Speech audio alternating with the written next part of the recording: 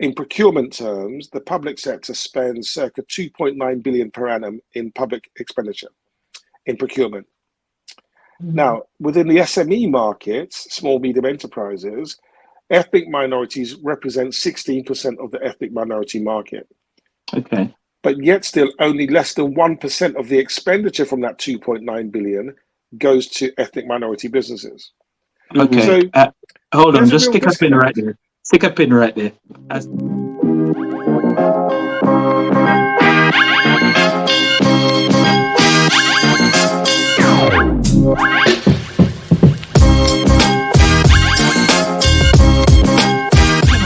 Dr. Carlton, as they say in Jamaica, stick a pin. So you're saying of the 16% of SMEs operating within the UK who are from the Black and ethnic minority groups, we only account for less than 1% of procurement expenditure? I mean, please. Okay, so underscore that for me, please. So in the public sector, there was a report done in 2021 by an organisation called Delight, and they said that less than 1% of the 2.9 billion pound which is spent on procurement per annum is spent with ethnic minority businesses. Now, what I was saying here is that in terms of small, medium enterprises, SMEs, 16% of those SMEs in the UK are represented by Black, Asian, ethnic minority businesses.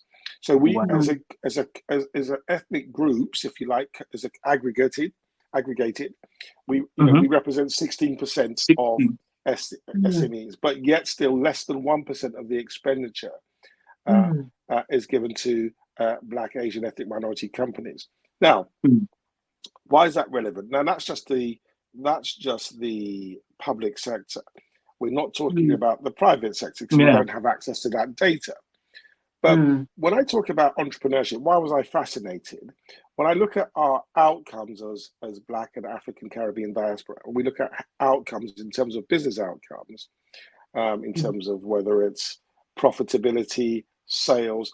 Now, bearing in mind, the average Black businesses, African Caribbean turnover, I'm talking about revenue now, sales, is circa 26,000 per annum in the UK. So that's your sales. That's not talking about your costs. So when you think about your revenue is 26,000 average, don't take me wrong, there are lots of brilliant businesses that are turning over multi-million pounds worth of business, and that's great. And we applaud and salute those, but we want more of those. Absolutely. And of course, if 26,000 is the average, there are clearly some learning less than that. So if you think 26 is your average, you then have to take away what's the cost of running that business: electricity, light bill, car rent, telephone bills. So when you take away that cost, you're probably just about making a profit or not making a profit at all. Not making a profit. So that's a challenge. So for me, when I ask the question, well, what can we do differently? Actually, we want to have better access to the supply chain. Because there's a way of opening up real opportunities for sustainable growth. Now, there's some data. There was a Target in America, is one organization where they have demonstrated, even though they've got a large, I think they have circa 6,000 different suppliers. But what the data is telling us today is that companies who invest in diversity, and more specifically, not just gender diversity, but race diversity, are more likely to get a better return on investment. They have improvements in performance, they have improvements in productivity, and most importantly, have improvements in profitability. So because of that innovation you were talking about. So in other words, if you are engaging and accessing diverse businesses for your business performance improves. Absolutely. So we can always talk about the moral argument, and that should always be given. But actually now I'm saying, what about the commercial argument? What's good for your business? So what's both ways? So when I used to sit in the boardroom every 3 months, and we had to sit in front of the chief executive talking about our business and talking about our performance, he was interested in the bottom line. So what I'm saying here, the data tells us now that having more innovative, diverse businesses within your supply chain will help your business grow and improve in performance, productivity, and profitability. So it makes commercial sense. Yeah. So as I said, we can make the moral argument. Of course, we need to do that. But equally so, if you're in business, what's your purpose? You know, and part of that is making a profit. Yes, satisfying customer needs. You know, Absolutely. all of that's important. But equally so, you're there to demonstrate and give a return to your shareholders and stakeholders. You know, so yeah. So that's why I think it's really, really important that we look at the supply chain and how do we get access to those supply chains. Yeah. Now, a really interesting study was done in 2017. It was called the Impact Assessment Study by MSD UK, which are the largest minority supply diversity organisation in the UK. Yeah. And they do lots of great repository. They've got lots of great research, which they do.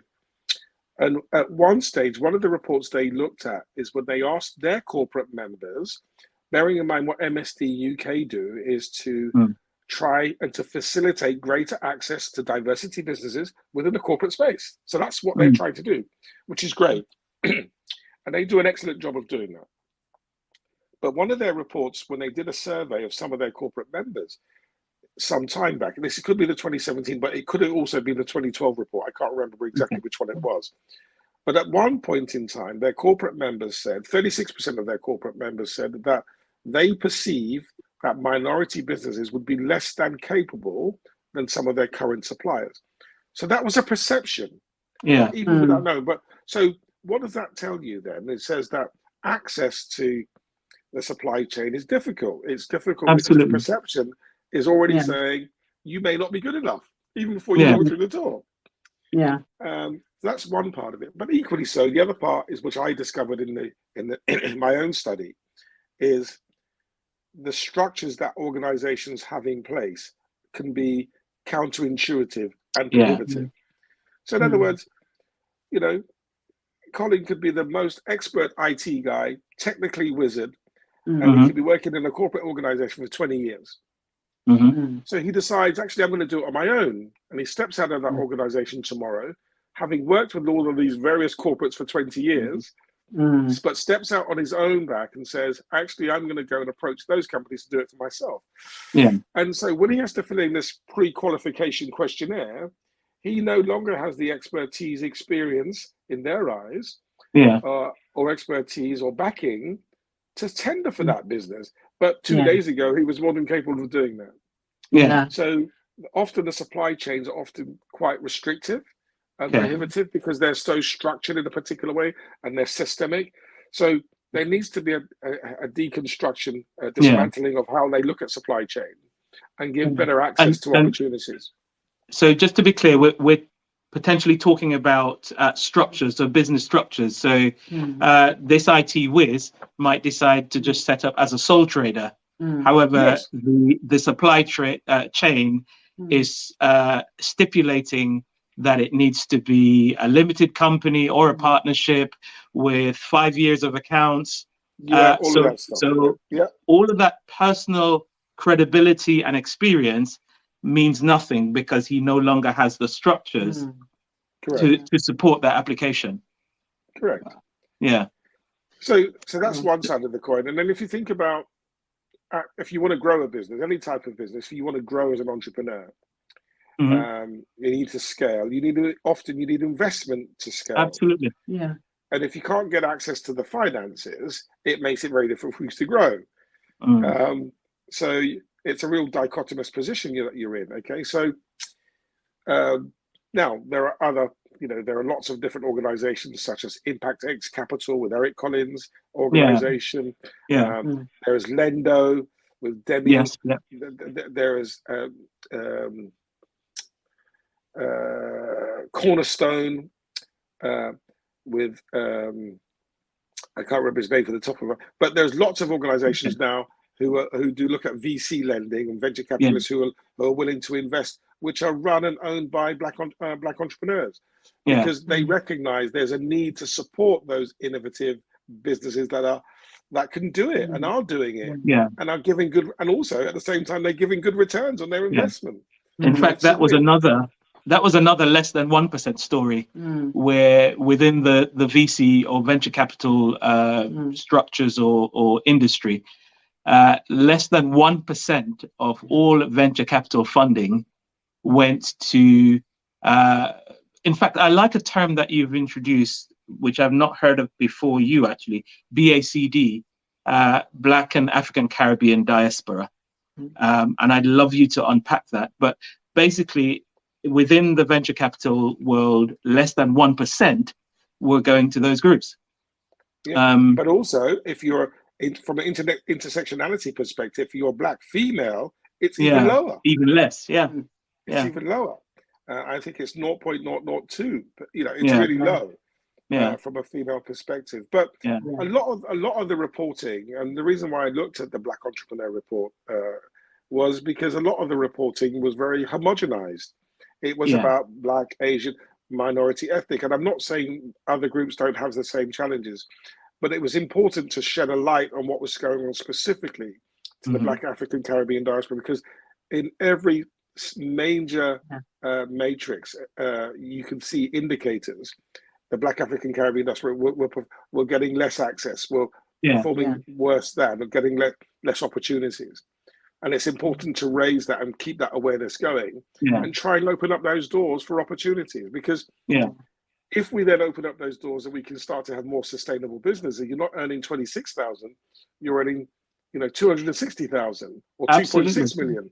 And that way you have a more sustainable model. And that's what we need to think about doing. How do we transition ourselves to get access to those opportunities? So writing about it is one way, but two, hosting conferences where people are invited along in the public, private, and third sector, also to understand what is going on, is really, for me, really, really important. Yeah.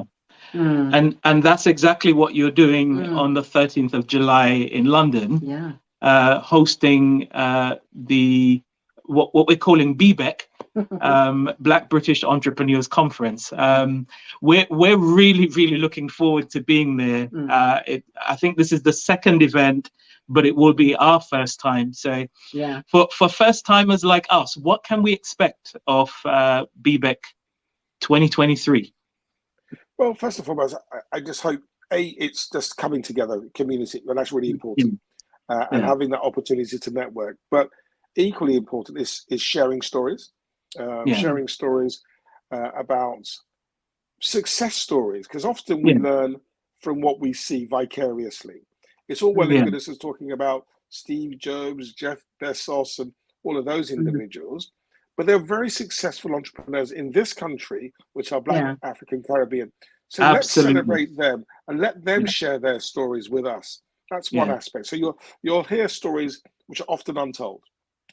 Two, we have great speakers talking about entrepreneurship. So people like Lord Michael Hastings will be one of the speakers. We have Eric Collins will be one of the speakers again this year, as he was last year. We also want to understand our history, as you know, as Marcus Garvey once said, when he talks about contextualize. I'm going to paraphrase this, so hopefully I get it right. A man who doesn't know his history is like a tree without roots. Absolutely. So we also have David Osologo, who's going to talking about the history of Black entrepreneurship in the UK. We also have a women empowerment room this year. Very good. Very good. To be fair, we had a women empowerment room last year as well. Let me clarify that. Because it is more likely, if you're an entrepreneur, you're more likely to be female. In our study, the Black Entrepreneur, 58% of our cohorts were female. The Federation of Small Business, when they did their study on entrepreneurship, they recognized it was 52%. So what I'm saying, females are really important and integral. So absolutely. So in the afternoon, we got a session of women empowerment, because they very much lead the way on entrepreneurship. When I go back and think about my mother, I think about my wife, I think about my mother-in-law. They were matriarchs, they were entrepreneurial in spirit. And you can go back to sort of Madam C.J. Walker, or whoever. There's lots of female journeys to be told. But also we have the head of diversity from Ernest & Young, flying across from the States. She's a Black woman. She's telling her story. but also talking about what they're trying to do to give better access to opportunities. Yeah. But our third room, in a breakout room in the afternoon, we have a breakout sessions. But our third room is we calling it Pitch for Success.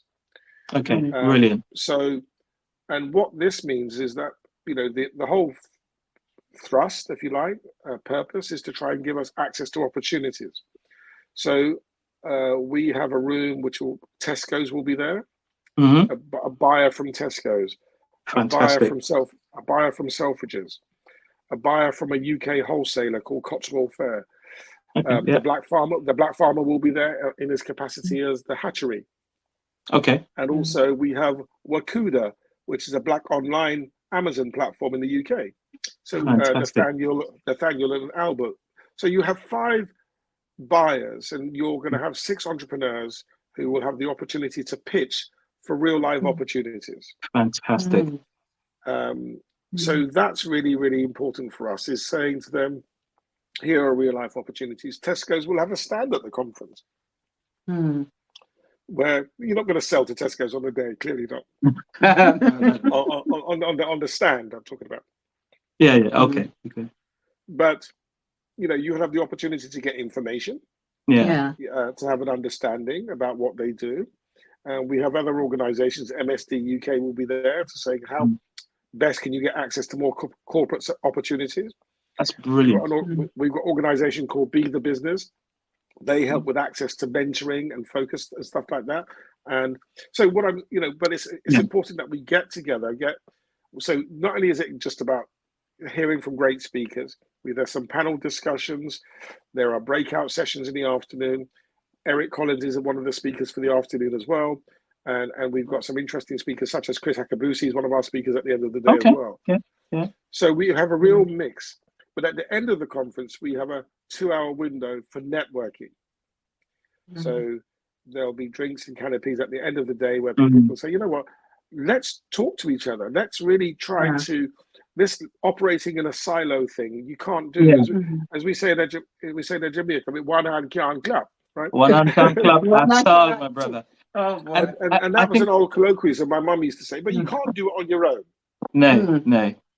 You need that network. You need allies. You need and you don't know, by being in the same space as someone else, what opportunities can derive from that. But networking in the true sense of it, it's not just giving them your card and running away and say, I'll call you in 2 years' time. But build relationships over time. Absolutely. And what's really exciting about this, Dr. Carlton, is this isn't just, you know, let's share data about what the problem is. Let's share a few stories to encourage us, you know, that we can make it. But it's actually bringing in some of those buyers from places like Tesco's to say, okay, here's how we solve a problem. Become part of the solution. Here are some buyers. Let them pitch to you and get access to that supply chain. I think that's practical, it's pragmatic, and it makes so much sense. It's application, not just that's brilliant talking about it. But I'm really excited about the conference, and if the taster at the London Chambers was anything to go by, I'm like, wow, it's going to be something off the charts. Now, we know that we're going to be there. We also know that it's already sold out. So all of this wonderfulness that people are going to be hearing about from this issue, wonderfulness. It's wonderfulness. Wonderfulness. I love that wonderfulness. Right? That's for your conference. Wonderfulness. All of this is happening, and people who are listening to this are going to be like, oh, if they haven't got a ticket already, they can't get a ticket until the next one. So is there going to be a platform or some sort of avenue for people to get hold of all of this wealth of information beyond the conference, or will they need to go through Aspire? Or at this stage, there's 2 things. One, we are trying to solve this issue of selling out reasonably quickly. We're looking at maybe having a streaming platform where people can get online to stream and get access and tap into that. So we're looking at that, and we're exploring that option at the moment. Good. Other than that, you know, we want to connect, so they can contact us at aspire-consultancy.com, see what we do. If they want us to connect, we're happy to do so as well, in that connect. And yes, we recognize there needs to be a post-conference follow-up. So we for those who attend, and we'll certainly make you aware, Colin and Julie, that if we do, we want to host an event that is maybe a practical day session somewhere where people can come along and get advice on accountancy, get advice on this is sales, wonderful, on marketing. So when you are entrepreneur, as I said, you can't do it on your own, but you also need knowledge. And there are people with expertise and experience. But we also have to value that expertise and experience, because these people are, if you want to get access to finance, how do you do it? So let's put some people in finance in the space, talk to them, come and spend a day, invest some time and, pay up, whatever it is, just to get in a space where you can say, right, I need to have expertise in finance. I need to understand a bit more about marketing or public relations or strategy, whatever it might be. Or how do am I retail ready? How do I do these things? Love it. I'm feeling like this is already going to be sold out. the addressing the problem to the sold out conference feels like it's going to be sold out. Stick a pin right in.